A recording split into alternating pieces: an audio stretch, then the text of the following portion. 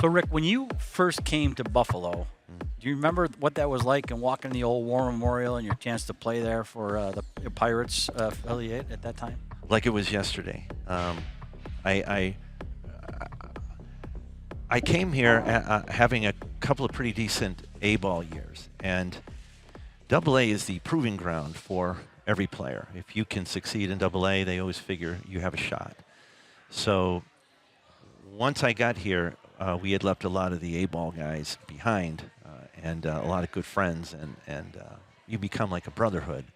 And when you lose those guys, you kind of feel empty, and then you're after a while you get filled up with friendship from the other guys, and you become this unit. And so I walk onto that field and never played in a massive stadium like that before. And then people said it was old and rickety. I said, yeah, but it was the big time for us, and it didn't really matter.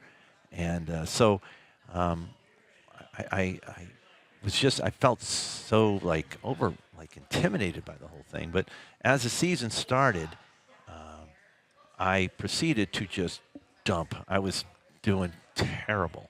And I think after the first month, I had like one home run and a couple RBIs. And I'm thinking, oh my God, I'm on my way out. And because they don't really put up with a lot in Double A. And so what had happened was this kind of turning point in my career, in my life, actually. And it happened during that time. And so as I proceeded to do bad, Steve Demeter, the manager, was sending me down in the order. So now I went from hitting fourth, which I was used to and liked.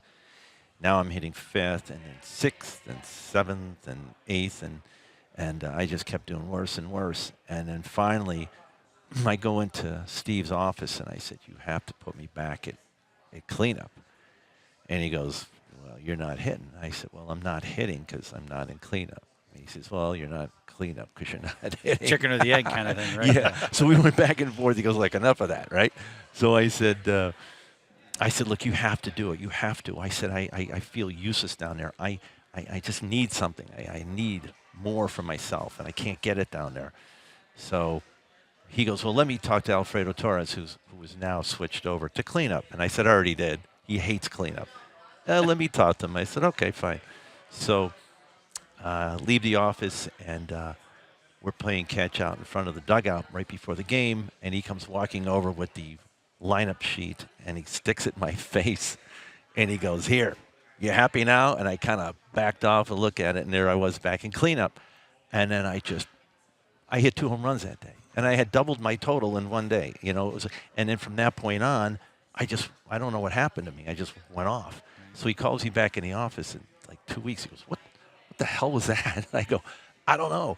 I don't know what happened. All I know is I realized that I need pressure. I need it on me, and I need to feel like I'm part of something, and I can help, and I can do this, and I can do that, and I don't feel like that." He goes, "All right, well, listen, I think we'll keep you at fourth." And I said, "Great idea."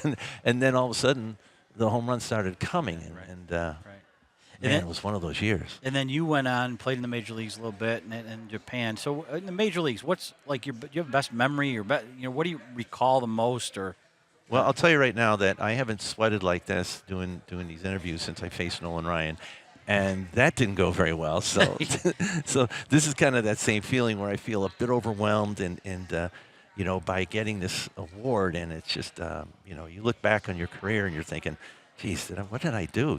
Did I do anything to really deserve this?" But it's such an honor, and then all of a sudden one day, you get the call, and you're in the big leagues, and you're like, kids ask me all the time because I'm teaching with this baseball school that I have now. I'm teaching kids, and they ask me a lot, like, "What was it like?" And I go, "Well, can you remember when you were like 5 years old and it was Christmas?" And they're like, "Yeah."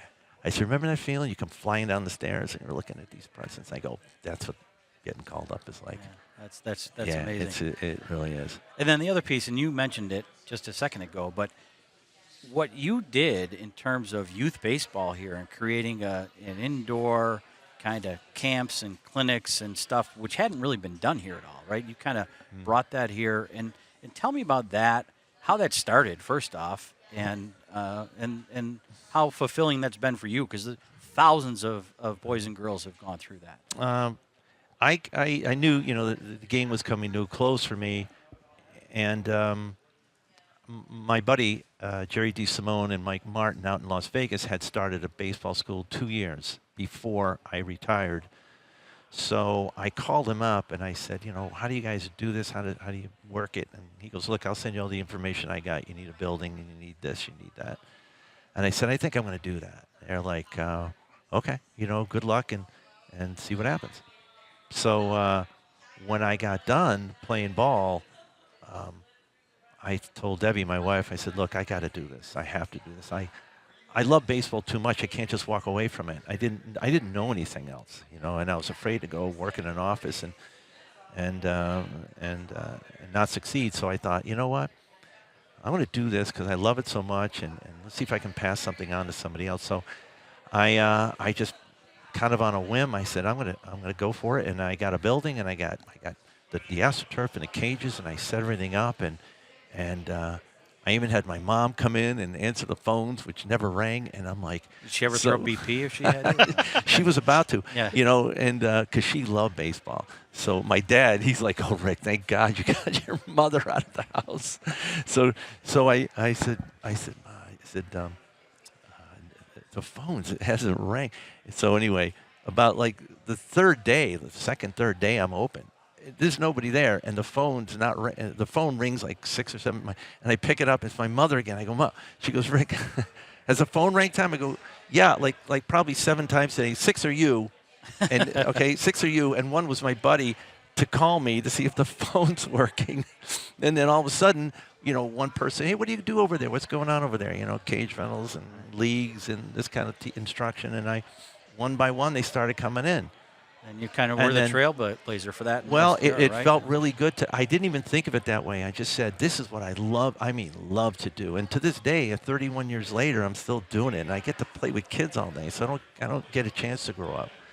And it's just so much fun to show somebody something, and all of a sudden something clicks, and then they start hitting better, and they send me these little videos, or, my son got his first hit today. I mean, it's just an amazing feeling.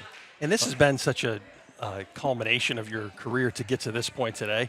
Just talk about coming into this group of men and women that have been honored in Buffalo, and talk about what that means to you and for your organization as well. I'm looking at the list of people, and I'm like seeing, legendary and groundbreaking, and all this kind of thing, Olympics, and I'm like, and then there's me. I'm like, I'm just a bit overwhelmed by the whole thing since the day I found out, and I just. I guess when you get into a community like Buffalo, because I grew up in New Hampshire, and then I lived in New Jersey for a couple of years, and then I met my wife here, married here, and been here since 88, something like that, yeah. And so you become like part of the community again, and traveling all over the world and doing all these different things and bouncing around everywhere, you don't really feel you're part of something, and then you come here, and the people are like, so nice, and it's like they keep you here. I mean, I grew up in New Hampshire and Vermont, so I know the winters, and yeah, they're not great, but I'll take that over our 120-degree heat. And but it was just a great feeling. And then the years go by. You don't think much of I don't think of my career as being anything special. I did what I love to do, and I have a map on my desk of all the places I went. People go, Rick, 8 countries? I go, yeah, 8 countries. And I go, yeah, I know. I wouldn't go through it again either. But when you love something that much, and you say, look, play or don't, or quit. I said, nah, I can't quit. And that's why, and a lot of support from everybody here. And I look at the people inducted in this thing. I'm just like, I'm blown away. I'm like, really? Why do they get all these people who are like all these things, greatness, groundbreaker? Well, it's Hall of Fame. That's what we look for in Hall of Fame. And then there's Rick, who's a former player. I'm like, geez, oh man. Rick Lancellotti, congratulations, and we look forward to the dinner in November. Thank you very much All right, again. All right, thank you to the people of Buffalo. Perfect.